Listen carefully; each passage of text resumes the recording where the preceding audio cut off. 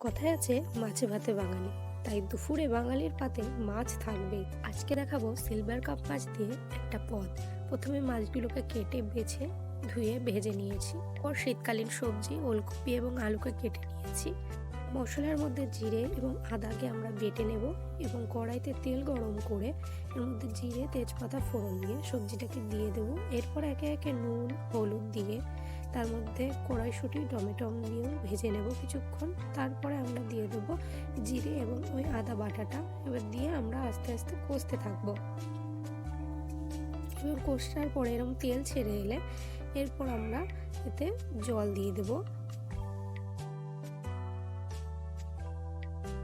তরকারি তার একটু স্বাদ আনার জন্য অপর একটি কড়াইতে আমরা সামান্য গোটা জিরে হালকা খোলায় ভেজে এবং সেটাকে গুঁড়ো করে তরকারি ঝোল যখন ফুটে আসবে তখন দিয়ে দেবো। এইভাবে দিলে এইভাবে দেখবেন, অবশ্যই একদিন দেখবেন তরকারির স্বাদ আরও বেড়ে যায়। তৈরি আমাদের মাছের ঝোল।